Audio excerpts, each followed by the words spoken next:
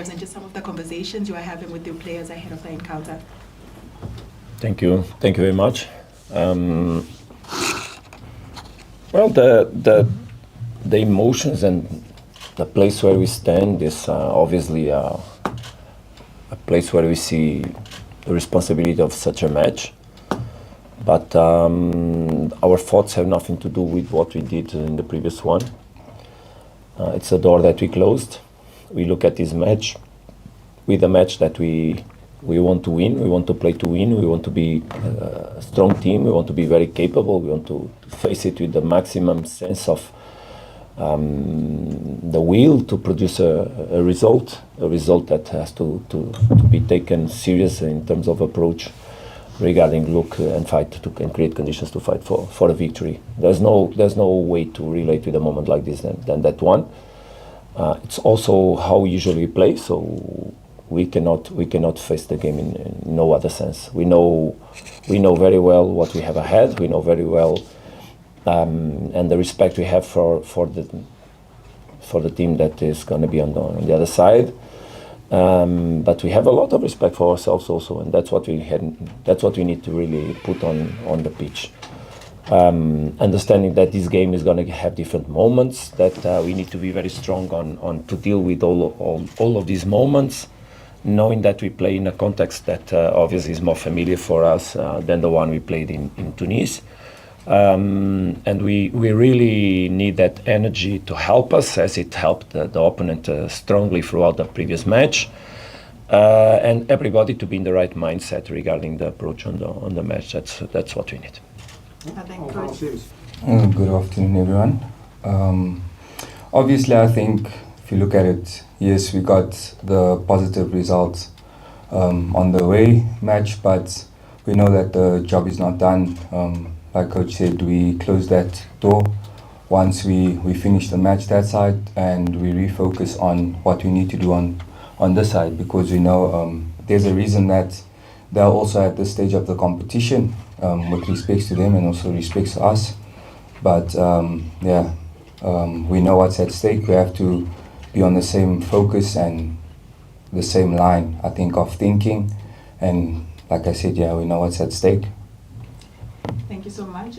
Please, can you kindly raise your hand for a question for either the coach or the player? Let us know if the media house you're representing, and the mic is going to come to you.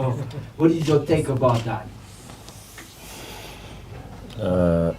I'm going to answer in French and then in English. Yes. Okay. What I said is that we use the strategy, but all strategies are good or wrong if you do results. And sometimes you think they were okay, but because you got a result, it doesn't mean that really the way you did things, they were correct.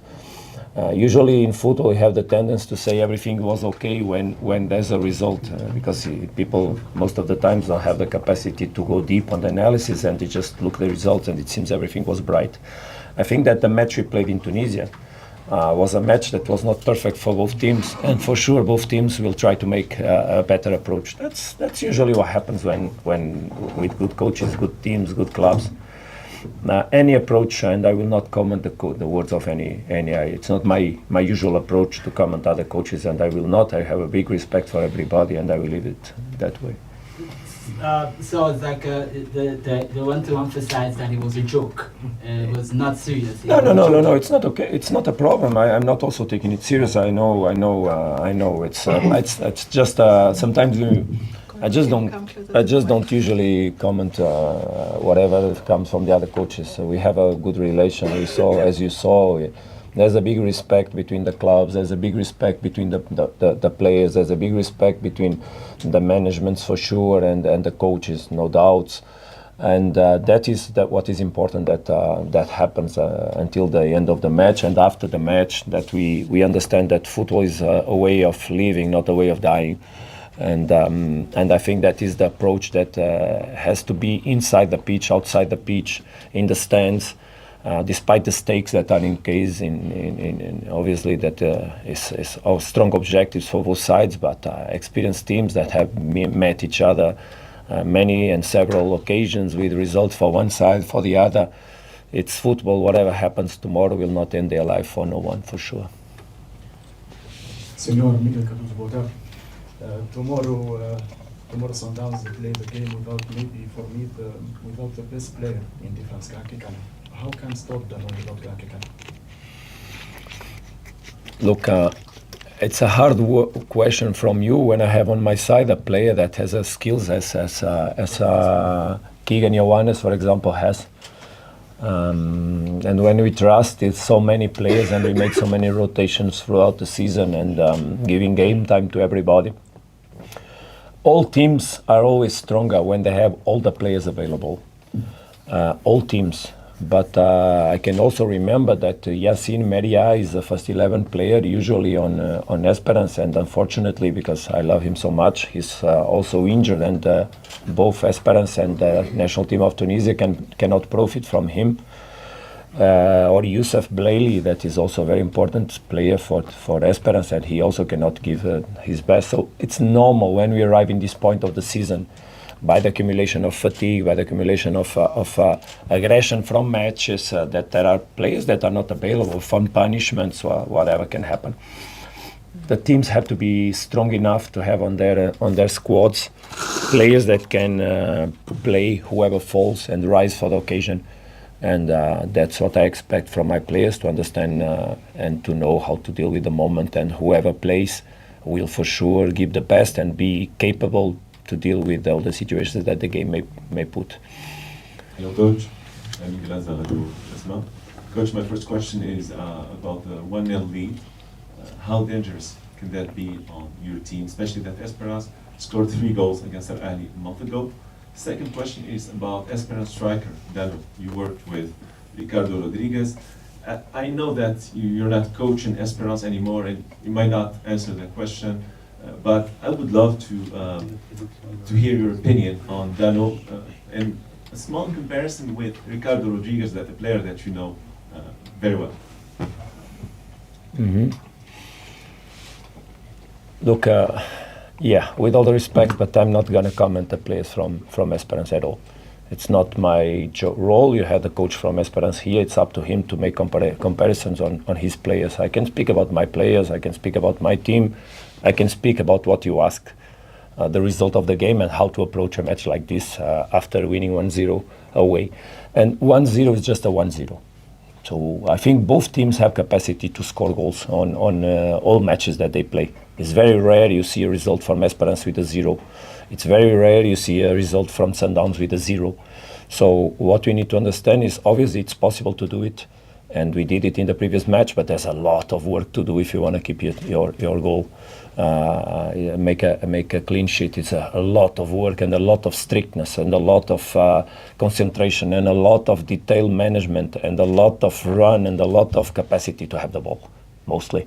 So both teams will try not to suffer, and both teams will try to make the details of the game, the moments they will appear, fall for their side, and then manage from there.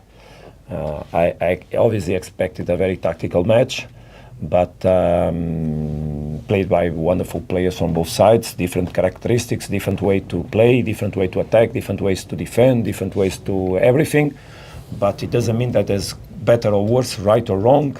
And the margin on these matches is so small, so small. So I expect again a match of details. Last match, the details fell for our side. Let's hope it goes well again. It means that we have a lot to do to make it happen, a lot to do. And that's our concentration, our intention, and our mindset, is to make a humble, strict, serious, professional approach up to the last minute. And then deal with it, like I said, in the right way.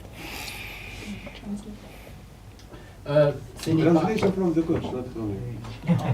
No, but you don't decide. It's her that decides. Because in the conference of Patrice Baumel, he translate in Okay, no problem. I'll do it. It's not a problem, guys. Thank you. You can go ahead, Coach. Okay.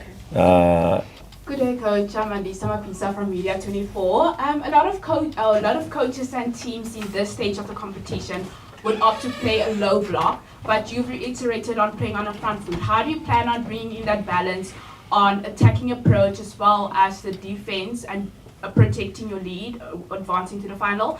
And for Keegan, there's a lot of social buzz that, especially after the win last week, on possibly getting your second star.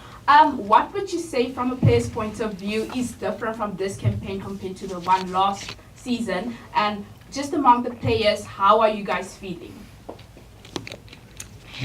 You can answer. I think to answer your question, we're obviously not focusing on that. We're more focused on the game tomorrow because that's the most important thing. You know, we're taking it one step at a time because you don't want to also get ahead of yourself. But with much respect to ourselves and just to remain humble. And I think as a team, you know, we need to get together and obviously carry the weight, you know. So we're not getting ahead of ourselves, but we're taking it one step at a time with all the discipline and all the commitment possible. Yeah. Look, I usually say that good teams, they dance according to the music that is played. It means that, of course, you can try to choose a record and play that record, but it's not always you choosing the records. There's someone else that can pick a record, put it on the record player and play a different music. And you need to dance still, because you cannot say we don't dance. So basically that's what we need to do. Fight to play the records we want as much as possible throughout the match. But I believe, as I said, that there will be different moments of the game, and there will be moments that Esperance is going to also try to put records on to play, and we need to understand. And even when you are dancing your music, don't forget that suddenly that can be a drop on the energy and can be some other guy putting a record. So we always need to pay attention and play the different moments of the match and be strict on them. Has nothing to do with being on the back foot, on the upper foot, or on the left or on the right. It has to do with building a capacity to understand the different moments, and when you are playing the different moments, what can happen, and deal with it. That's what we need to do. Lawrence, we're going to come to you, then we're going to go to Mr. Matlati, and then we're going to go to the back. And then if I miss anyone else, then we're going to come back. Okay. Keegan, Lawrence, times. You've had improved run of results, obviously, on game time in 2026. How much has that given you confidence and a sense of belonging in the squad now? And coach, how much did your experience in North Africa, coming to Africa, prepare you for this competition, the ins and outs of the CAF Champions League before coming to Mamelodi Sundowns? Do you want to answer first? Obviously, I think with your question, when you ask a sense of belonging, it boils down to I always felt like I belonged, you know, since the first day I stepped in, you know, so that was never out of the question. And, you know, me getting more game time this season, it's more of a thing where I'm not plagued by my injury, so now I'm available for selection. And that's about it, you know, keep on working hard. Obviously, you know, coach always reiterates, you know, about the strong finishers and the starters and all those things. But, you know, when it comes down to obviously, when it's a team sport like this, we have to always be able to share the load. Because with the amount of games that we play as Mamelodi Sundowns, it's impossible, you know, to not share the load. So you always have to be ready for that. And I think I've always been ready. You know, I came expectant, so you can't tell me I came to Mamelodi Sundowns and not expect to play. It's my job, so yeah, that's obviously. Thank you. Players who are experienced to that level. Look, it's as much as the players that play the game understand the game they are playing, the best the coach can be helped inside the pitch. Look, all strategies that we define or the way we play, some decisions on the evolution of the team, how we want a team to grow, the decision on what problems we are having and how we want to solve them, all of this is discussed. The way a team plays has to do with the culture of a club, the capacities of the players, the intention everybody has, and also, of course, the profile of the coach. That's why usually the biggest teams, they try to select coaches that are more aligned with the vision of football they want for their club. And then the things flow more quickly. The substitutions we did on the match, and Keegan was, you were not on the bench, yeah? No, he was not on the previous match on the bench, but were naturally already planned, considering the context that we had. But understanding the mindset of the players towards the changes that we may do is quite important to know. You saw me speaking many times with Rowan, with Tepsa, with Kuliso, because he's more close to the bench. But also you need to understand that the coach needs to understand the moments and the impact of a substitution he's going to do. You saw that we were doing 3 substitutions, and there was the red card for Grant. We were bringing Ikram also on the match. So there was more changes than that. And then we had a moment there that we needed to correct it, because basically we had to change all the approach suddenly. It's completely different to lose a centre back when we want to make changes, and then you had to think, okay, we're going to have to handle 5 minutes plus the extra time, and they will put numbers in the front. So that's a lot of things to do. What we can bring now, because what the coach doesn't want when he brings extra players in defense is that the team develops a sense of protecting the goal. Because having a player like a Naubas or playing with 3 centre backs, it doesn't mean that you have to defend. It just means that you are more robust in the defensive movement. But when you have the ball and work to have the ball and play the game with the ball, because having the ball is the best way to defend, there's no other way. But yes, it's true. Modau said, coach, maybe it's moment. And I just rush it, because what I didn't want is to create that sense of let's protect too early. Because one thing is protect the game 5 minutes or 10 minutes. Another thing is to protect it 20 minutes. Because you get more exposed to balls delivered in the box. So we should know how to defend a match. And to defend a match is having the ball, control it with the ball as much as possible. But if you cannot, because the other guys are putting the records more than our capacity to put the records, and especially if you want with less one player, then you need to manage other ways to also defend. I think the team did well and the communication was perfect. And that's how a coach has to know how to listen to the team, and sometimes align, or sometimes try to seduce them to go in another way. I think it was perfect communication, and my decision. It was my decision, of course. Especially when you have a trip on the way there and a trip on the way here. That also includes and takes time. So basically, obviously, the concern was in the first moment to try to get as better as possible regarding any kind of intervention on the pitch, and then make it as smooth as possible so that we would arrive on the match in the best conditions possible, of course. So I think it would be absolutely impossible to have a performance on a match like this if we had to play in the middle of the week. Absolutely impossible. We would have to play the game with a complete different team if we wanted to be performance on this match. I don't know if you have any idea, if you saw any kind of impact of the last game, but the last game played in Tunisia was in the last 70-something matches. Yeah.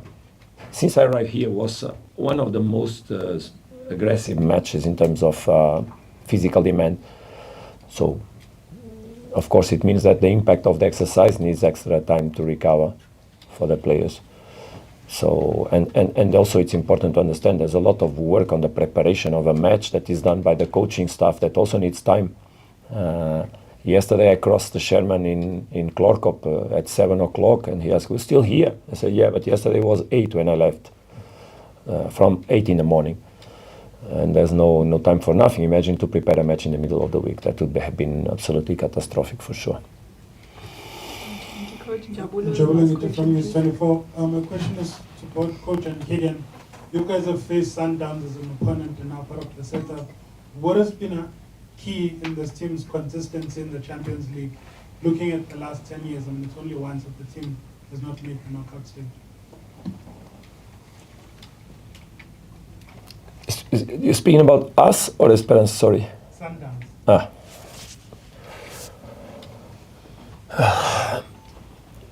There are many things that are needed to achieve such a performance. Of course, first of all, you need to develop a strong will, a strong intention, a strong mindset, a strong commitment.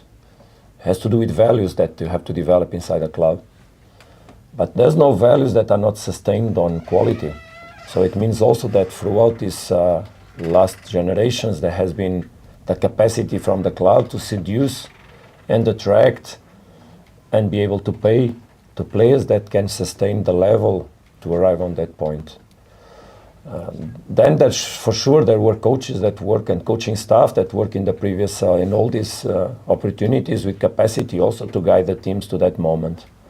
And for sure in some years there were moments of that the things fell for the right side and not for the wrong one, because luck is also something that football needs to exist. But we usually say that luck gives a lot of work.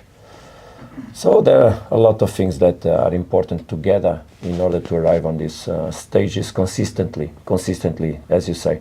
Because to appear once it can happen, to be there systematically is another thing. It speaks for itself. It speaks for the greatness and the level that has to be permanently rebuilt, reorganized, re-energized, and for the standard that is inside the club. Yeah. Can you summarize it? Just to answer your question and to touch on what the coach has said already, I think for you as a player coming from outside joining Mamelodi Sundowns, you already know what's expected from you based on the history of the club and the philosophy of the club. You know, the club has been, like Coach has said, systematically in the Champions League, you know, competing. And that doesn't come just overnight. It's a lot of hard work that goes into it, you know, sleepless nights, you know, studying, watching games, you know, consistently trying to improve. And yeah, it's just a lot of work and dedication that goes with it, and also discipline, you know, because to reach that level, you know, to be at your best, you need to be disciplined as well. And I think for us as players coming into the club, you've already been identified and you know, okay, this is what I'm going up against. This is what I have to do to make sure that also the club continues to thrive and continues in the right direction. Thank you so much, Coach. Thank you so much, Keegan. That brings us to the end of our press conference. Thank you to the media. You can go through for Esperance training session.